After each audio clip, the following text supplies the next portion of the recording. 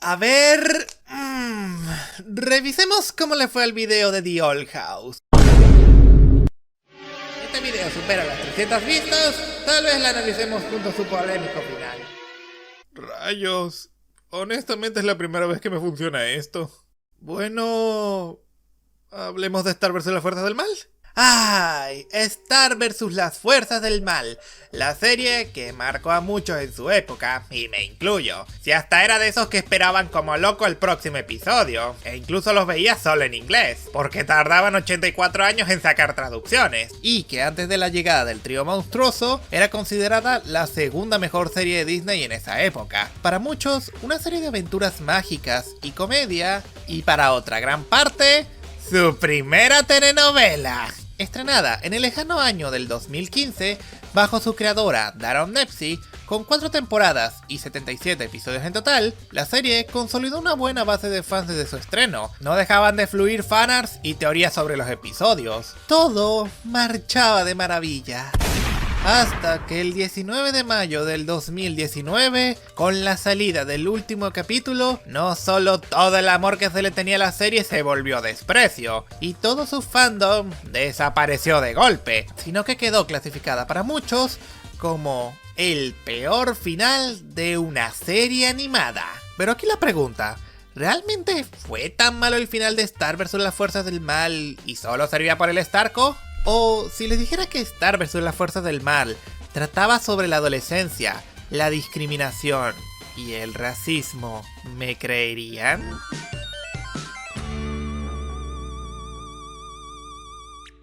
Temporada 1, como es sabio. ¿O pensaban que iniciaríamos por la última? Honestamente, Star vs. las fuerzas del mal plantea bien la dinámica de al menos la primera temporada. En ese primer episodio, te presentan a Star Butterfly, una princesita de una dimensión mágica llamada Muni, y que al alcanzar los 14 años se le entrega la varita mágica de su familia, y como todo adolescente irresponsable que solo actúa antes de pensar, habiendo armado tremendo desastre, es mandado a la Tierra para que aprenda a comportarse. Que veo varios fallos en su lógica, pero no soy guionista. Y como su cuidador, no designan a otro que a Marco Díaz, un chico más centrado y adicto a la seguridad, tanto que se le apodaba Chico Seguridad, que en secreto estaba enamorado de la clásica chica cool, Jackie Lynn Thomas. Obvio, sus personalidades chocan estrepitosamente al principio, pero a raíz de enfrentarse al ejército de monstruos de Ludo, un chaparrito obsesionado con obtener la varita, al paso de cada episodio, al compartir más aventuras, se vuelven súper mejores amigos.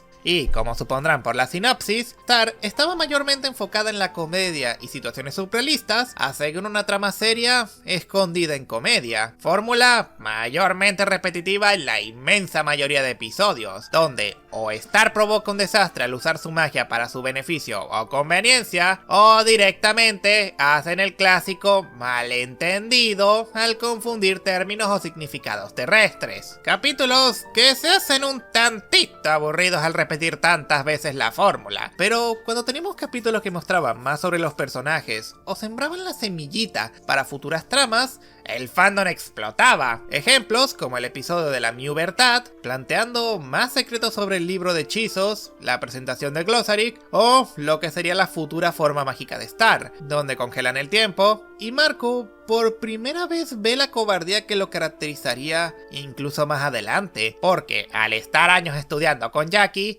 jamás se dignó hablarle o invitarla a salir. Escape de Santa Olga, mostrando a las diferentes princesas de otros reinos, y a la futura villana Janus, y el misterio sutil de su conexión con el linaje Butterfly. El baile de la luna roja, donde no solo se nos presentó a Tom Lucitor, el que para entonces era el exnovio tóxico de Star, que estaba dispuesto a lo que sea con tal de recuperarla, incluso invitarla a un ritual que, y la propia serie lo dice, uniría sus almas para siempre. Pero como Marco sospechaba de sus planes, por cosas de la vida y del guión, terminó sin querer haciendo el ritual con Star. Claro, ninguno sabía la verdadera finalidad del ritual, pero se notó que en ese momento para todos nació el ship que perduraría en toda la serie.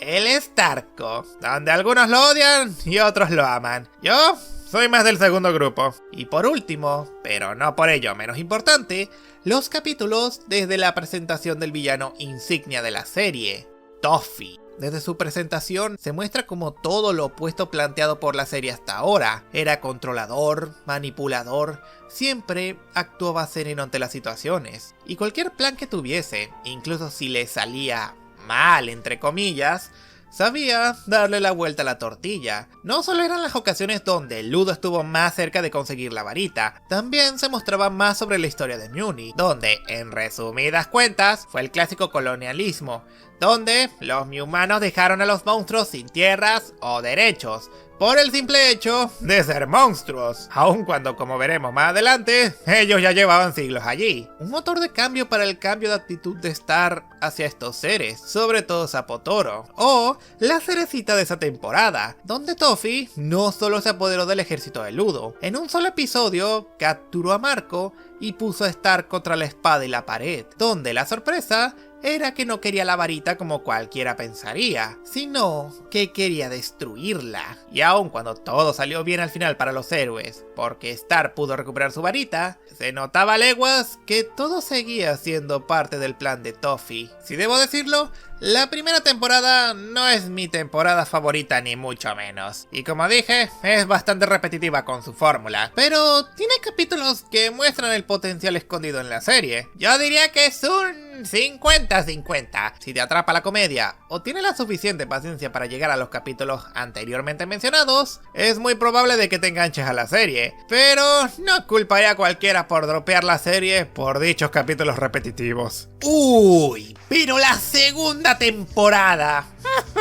fue la que marcó el aumento monumental en la serie. Y si puedo decirlo, es mi temporada favorita con diferencia. Si ya mencioné que la serie trataba sobre la adolescencia, esta es la que mejor representa todo el proceso del enamoramiento adolescente. El cambio, los sentimientos, los celos e incluso el madurar. La evolución natural de no solo los poderes de Star y Marco, sino como poco a poco Star se volvía la representante de los monstruos en el mundo moderno, rechazando o al menos notando lo erróneas que son muchas de sus costumbres, no solo mostrando la división y el surgimiento de nuevos sentimientos negativos en Star, al estar dividida su varita, manifestándose estos sentimientos en los celos, odio, estrés o frustración, que vuelven su magia extremadamente inestable y dañina, sino también como los sentimientos de ambas partes, tanto Marco y Star, poco a poco cambiaban. Si hasta personajes como Ludo y Tom tuvieron su oportunidad para evolucionar y mejorarse. Sobre todo Ludo, quien desde su exilio y obtener la varita Toffee pasó a realmente simbolizar una amenaza, o la revelación de una supuesta reina malvada, Eclipsa, de la cual ya hablaremos al respecto, pero tengamos paciencia. No dudaré que esta temporada tiene un enfoque muy directo al tema romántico. Desde el capítulo 1 te plantean los posibles sentimientos ocultos de Star por Marco, como pareciera que cualquiera, a excepción de esos dos, los mira más que solo amigos. Si hasta usaron el nombre Star con el episodio de elección de carreras, y hay que admitirlo, todos chillamos como fangirls con ese final del episodio de la pijamada, ¿verdad o castigo? Si hasta tuvimos canciones que hasta el día de hoy me acuerdo de memoria, sin olvidar que presentaron a la waifu por excelencia de todos, Hikapu, y al resto del Consejo de Magia. Pero aún a pesar de contar con mis episodios favoritos como lo son Ludo en lo salvaje, Bon Bon de Berder Cloud, Dentro de la varita o la canción de Star, esta temporada no es perfecta ni mucho menos. Sobre todo, tengo un problemita con cierto personaje en este punto. Y para su sorpresa, no estoy hablando de Ponyhead. Hablo de su coprotagonista, Marco Díaz. ¡Quémelo! ¡Qué gran historia! ¡Te han robado mi alma! Marco, a pesar de tener un papel más activo en esta temporada a comparación de la anterior, en la cual solo servía como el compañero de aventuras de Star, honestamente es muy difícil que Marco tome la iniciativa por cuenta propia en la mayoría de las situaciones o circunstancias, sobre todo en el ámbito romántico. A menos que otros tomen el papel activo o la situación directamente lo empuje contra la pared, el personaje no actúa, y diría que no es tan perjudicial si el personaje cambiara con respecto al tema, pero Pero, incluso con la mentalidad de un adulto de más de 30 años, cuando pensaba que ese sería el punto de inflexión del personaje, casi no se nota diferencia al continuar la serie. ¡Chistoso! Porque literalmente le gritaron en un concierto los sentimientos de Stark y el chico hacía todo lo posible para evitar hablar sobre el tema. Y hasta la serie me da la razón, porque él mismo lo admite en el capítulo de la cabina de fotos. E incluso en esa situación, si no le hubieran hecho pensar que no saldrían a no ser que fuera honesto, el chico ni lo hubiera intentado. Pero volviendo al final de temporada, es uno bastante bueno para dejar en hype al público. Con la destrucción de Glossary, el regreso de Toffee y la masacre del Consejo de Magia, Star teniendo que irse entre lágrimas, confesándole a Marco sus sentimientos al pensar que jamás la volvería a ver, mi cara en ese momento era el de Yana viendo a Jackie. Por primera vez, parecía que su aventura juntos terminó. Porque sí, en esa época no sabíamos que al final tendríamos tercera temporada. Lo único que sabíamos era que tendremos una película para supuestamente terminar todo. Porque no se dejen engañar por Disney. Estos no eran capítulos de la tercera temporada. Esto era la película Batalla por Mjolnir. Una película que podríamos decir que preparaba el terreno para los futuros arcos. Pero también fue el punto de partida para la caída de la serie.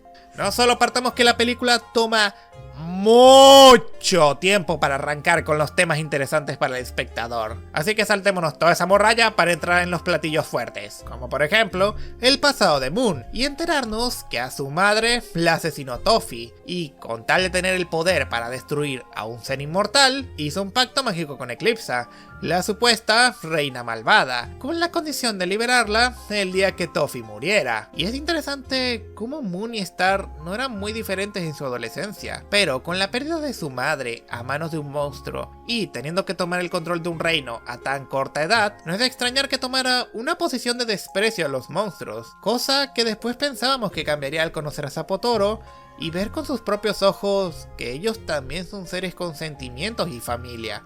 Y les arruinaré la sorpresa, quedamos como payasos al creer eso. La revelación final del plan de Toffee para destruir la magia por completo, llegando incluso a destruir parcialmente el reino de Mjolnir y prácticamente matar a Star. Era básicamente una victoria perfecta para el lagartijo, donde, teniendo la oportunidad para acabar con Moon, Marco y el resto, ya con su plan cumplido, Toffee se marcha muy tranquilamente. Pero, obvio, la serie tenía que darle su power up a la protagonista, que no solo la revive, sino que le da poder de sobra para turbo papearse al Toffee y eliminarlo para siempre. Y allí siento que radica el comienzo de la caída. Según como la serie lo planteó, era imposible matar a un inmortal como Toffee con medios convencionales, tanto que prácticamente Moon usó magia oscura para intentar eliminarlo, solo llegando a cortarle su dedo. Y tras poner al villano de la serie en lo más alto, se siente feo que venga lo que muchos podremos llamar un deus ex machina para salvar la situación y matar al malo. Y sí, sé que Daron Nexi se inspiró mucho en las chicas mágicas y ella nunca planteó a sus personajes para jugar el rol de villano clásico. Pero darle un final tan culero a su mejor personaje nos hizo pensar que se perdió un motor muy importante para la trama, porque tras eso, la tercera temporada se enfocó nuevamente en el romance silencioso de Star y Marco, junto con el tratar el odio y prejuicios arraigados a los monstruos, un hecho obvio cuando vemos interactuar a mamacita waifu Eclipsa con Star, siendo lo opuesto a las leyendas o escritos referentes a ella, llegando incluso cada una a verse reflejada en la otra. Pero mientras Star ve a una tía genial, el resto la ve como un monstruo de pura maldad, donde ya estar cerca de ella podría volverte malvado. ¿Y saben lo más injusto? Es que su mayor crimen, por el cual es tratada como el peor de los males, fue simplemente por casarse con un monstruo. Sí, solo cambien la palabra monstruo por ya saben cuál, y creo que ya ven por dónde voy, ¿verdad? La serie entró a un ámbito mucho más político a partir de esta temporada. Eso sí, era tocado muy, pero muy sutilmente. Tanto que era muy propenso a pasar desapercibido a no ser que leyeras entre líneas. Cosa que no mentiré, es un poquito tarde para ponerse a tocar estos temas ya avanzados tanto en la historia. Sin mencionar que la inmensa mayoría de los episodios de esta temporada estaban divididos en 4 temas. Los capítulos románticos, los políticos, los que se enfocaban en un personaje y por último, y los más interesantes la verdad, Eclipsa, Meteora y el misterio de la familia Butterfly. Los románticos estaban para principalmente alimentar a su fandom con el tema de las relaciones, donde se notaba poco a poco el por qué muchos empezaron a llamarlo telenovela. El rompimiento de Jackie y Marco, al este último no poder olvidar Muni, pero principalmente Star, solo para enterarse que ella y Tom volvieron a ser pareja, para después formar una extraña relación de amigos con beneficios con Kelly, la cual solo duró unos 4 o 5 episodios. Y, aun con lo incómodo que es la situación, porque se niegan a hablar sobre el tema, pretenden actuar como solo amigos. Un cuento chino más malo que el coño, porque desde lejos se olía el romance creciendo en esos dos. Cuando Star estaba en problemas o necesitaba apoyo, siempre recurría a Marco por sobre los demás, incluyendo a Tom, su novio actual, el cual admito que tuvo el mejor cambio de actitud de la serie, haciéndose genuinamente amigo de Marco y mostrando su intención de mejorar. Pero, desgraciadamente, era evidente que Star, sin malas intenciones, lo estaba usando como una forma de evadir sus sentimientos por Marco, explotándole finalmente todo en sus caras en el episodio de la cabina de fotos. Presos en la cabina, Marco finalmente pone los puntos a este tema dejado en pausa desde la segunda temporada, donde Marco y Star se besan y, aun cuando se ven confundidos, ninguno niega sus sentimientos por el otro. Los políticos, como ya mencioné, tocaban los temas de la discriminación y racismo contra los monstruos muy sutilmente, donde Star, Marco u otros trataban de actuar como el impulso del cambio en los más jóvenes, pero era evidente que no podían cambiar siglos de odio y malos tratos si el mismo pueblo se negaba a cambiar. Los capítulos de personaje estaban bien, nos ampliaban más a fondo los pensamientos y conflictos de los personajes, pero la mayoría se sentían como capítulos sin valor realmente. Pero los capítulos de Eclipse y Meteora, ¡jaja! ¿Cómo se nota lo bien que le hubiera servido a esta serie tener un formato más centrado en su arco principal en lugar de irse por las ramas? Todo el misterio sobre la familia modificada de los Butterflies, la unión de Moon, Eclipse y Star para desenmascarar al Consejo de Magia, que ni Star o Moon son realmente de la familia real, que Star le entregara el reino a su legítima reina Eclipse, y por último, la revelación de que la señorita Janus, quien solo salía en capítulos irrelevantes, quedando más ridiculizada en cada ocasión, se convirtiese en el foco central al descubrirse su verdadera identidad como Meteora. Y déjenme decirles que, al ver su pasado, notamos aún más el odio hacia los monstruos en Muni, porque siendo una niña inofensiva, se le reprimió y se le lavó el cerebro con tal de olvidar su lado monstruoso, siendo, irónicamente, ese proceso el que la transformó en un verdadero mal. Y hablemos de sus episodios finales. No era de extrañar que cuando Moon pensaba rematarla, Eclipse se metería en medio. Lo que nadie se esperaba es que el ataque de Meteora dejara a Moon gravemente lastimada, donde inconscientemente se refugiaría en el mundo de la magia. Pero como se nos explicó en capítulos previos, todo aquello que entra allí iría perdiendo gradualmente la memoria, hasta solo quedar el pensamiento más puro. Y bueno, para no hacer larga la historia, Star, en una situación parecida a la de Moon adolescente, decide meterse a buscar a su mamá, mientras Marco y su equipo tratan de detener a Meteora, quien se hacía más fuerte al absorber más almas, donde, spoiler alert, todo sale mal, al ser liquidado el equipo de Marco, solo quedando Tom, al cual Marco tuvo las bolas y la santa decencia de decirle que se besó con su novia, y al fallar el plan de rescatar a su madre por completo, siendo esta última teletransportada a un lugar desconocido, entre las opciones de luchar o escapar, Star le planta cara a Meteora, pero cuando estaban a punto de volver la papilla, Eclipse pone su carajita en su lugar, que para conveniencia del guión, no solo las almas volvieron a sus cuerpos, sino que el ataque de Eclipse no terminó matando a Meteora, convirtiéndola nuevamente en un bebé, llevándosela junto a la varita para reconstruir el reino de los monstruos, junto a su esposo, el cual nos enteramos que seguía con vida encerrado en un cristal de Romulus. A la temporada la calificaría con un 7 de 10, porque a pesar de tener una historia más centrada en temas serios y le dan más tiempo a explorar personajes, no me mentiré al decir que varios episodios contradicen la enseñanza de otros apenas pasados unos capítulos. Por ejemplo, se supone que en uno, Star debía dejar de luchar contra su naturaleza y debía explorar aquello que buscaba inconscientemente, para capítulos después revelar que eso solo causó más problemas en el multiverso. Y al menos para mí, como dirían en mi pueblo, le daban más vueltas que mamón en Boquevieja con los temas que querían explorar. Y bueno, tras un largo viaje, llegamos a la cuarta temporada, la caída máxima, según cuentan las antiguas escrituras. Partimos con una temporada ubicada en el nuevo reinado de Eclipsa, donde los monstruos ahora son los que cuentan con una buena calidad de vida, mientras que los humanos, por primera vez les toca vivir lo que irónicamente le hicieron a los monstruos por generaciones, y como no están dispuestos a abandonar su estilo de pensamiento, prefieren vivir totalmente apartados de ellos y Eclipsa, donde tratan de cerrar el tema de Moon de la temporada pasada, dándole esa responsabilidad impuesta desde niña al tomar Eclipsa el papel de reina. Y al principio funciona, hasta que vemos que los humanos son los seres más inútiles en la Tierra, porque a no ser de que ella tomara las riendas, terminarían muriéndose en una semana, creándose esta población solo y para humanos. Y lo diré, porque tras ver esta serie por tercera vez, al fin puedo ver el contraste que querían representar.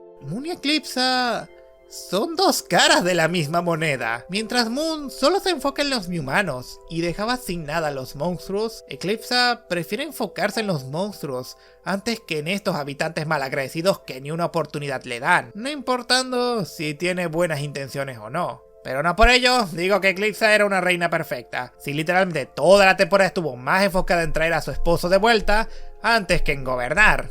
En realidad, ambas hacían muy mal en poner a un pueblo sobre el otro. No por nada Star, por descarte, parecía la más madura y sabia entre las tres, al ser quien puede ponerse en medio de los dos bandos, porque ya no son los otros reinos los que tienen problemas con los monstruos, sino que el problema son con sus reinas, una a la que su fama le precede como la reina del mal, mientras otra era conocida como Moon la inconmovible, cosa que después veríamos que impulsaría su traición y alianza con Mina. Como ya dije, Moon tenía un odio arraigado a los monstruos desde antes, y aun cuando ahora conoce su verdadera naturaleza, aun cuando ayudó a Eclipsa e incluso llegaron a conectar, el peso de hacer de nuevo lo que creía correcto para su pueblo la orilló a volverse de nuevo en la inconmovible, siendo ella la que planeó liberar a Glotgord, apostando a que causaría un desastre y terminaría en el encierro eterno de Eclipsa. Si no fuera porque incluso su marido vio la bondad en el supuesto monstruo y que Star dedujo el plan,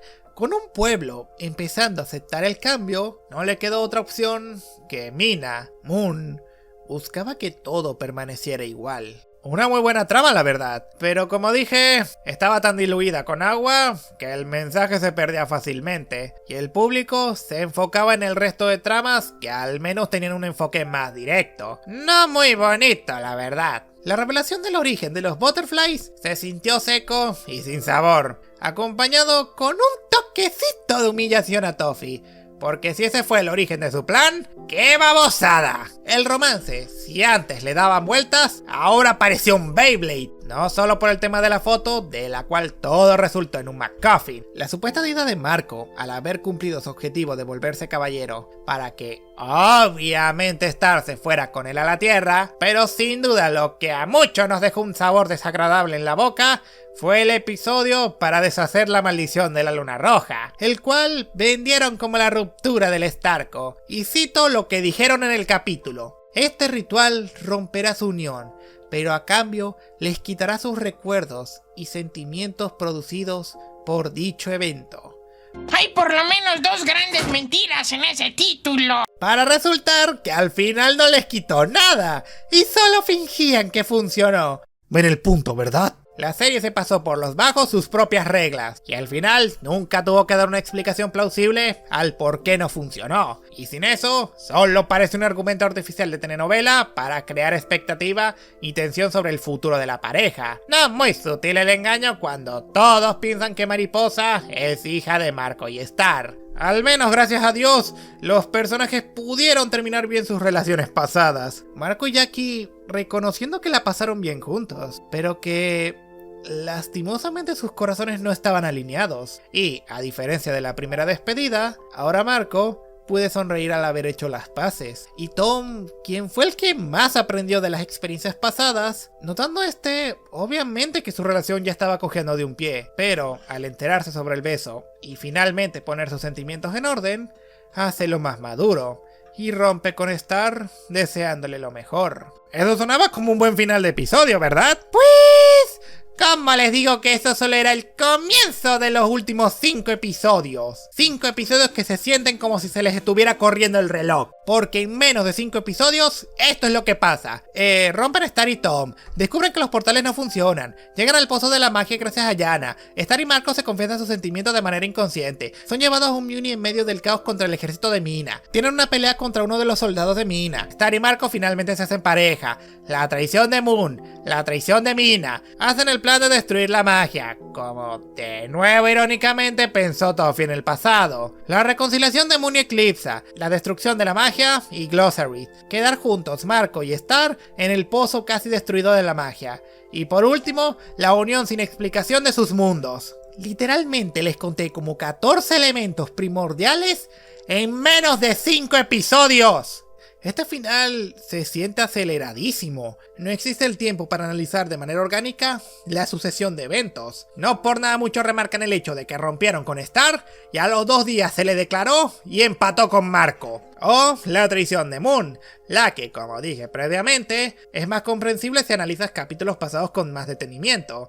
Pero si solo miras la serie, pareciera que se les ocurrió de la noche a la mañana, sin mencionar muchísimos huecos argumentales que quedaron sin resolver. Y no sirve el argumento, es magia, no necesita explicación. No, amigo, sí necesita explicación, porque si otras cosas en la serie fueron explicadas, estas también lo necesitan, a no ser que quieras que parezca un guionazo. Creo que al final lo que sentenció a la serie fueron 2 factores al final del día. Uno fue el tocar temas tan serios en fases avanzadas de manera tan diluida. Y si solo nos quedamos con 3 temas, que eran la comedia, lo político tan sutilmente diluido o el romance, no era de extrañar que la mayor parte del público solo se quedara con el ship Starco, al cual tampoco pudieron llevar de manera natural, en lo que se supone es la combinación de todo lo anteriormente presentado, cosa que no le gustó a los fans. Y la segunda sería lo apresurado del final. Tenemos una avalancha de sucesos uno seguido de otro, y si ni nosotros tenemos tiempo para analizar la situación, se siente falso como todos fluyen con la corriente de manera forzada. Mi recomendación hubiera sido tener o bien 2 capítulos extra, o sea, hacer un final de 7 partes, o meter ciertos temas o adelantos en capítulos de relleno. Al menos de esa forma, la carga final no se hubiera sentido tan excesiva. Star vs. las fuerzas del mal, aun con sus fallas, es una serie muy agradable para todos los públicos, y me duele pensar que fue olvidada para siempre por los factores anteriormente dichos. Yo estuve allí desde que salió hasta que se terminó. Hasta el día de hoy la recuerdo con cariño. Star se volvió una figura relevante a la hora de hablar de chicas mágicas, y si al igual que Gravity Falls podría volver, si también regresara a Star, la vería con gusto. Y si quieren un video de Gravity Falls, repitamos la dinámica: 300 vistas y tendrán vídeo. Uy, y si lo logran, de esta sí hablaré sin pelos en la lengua, sobre todo de cierta protagonista que se volvió de la más amada a la más odiada por el público. Sin nada más que decir, soy Johnny Rax y les deseo buenas noches.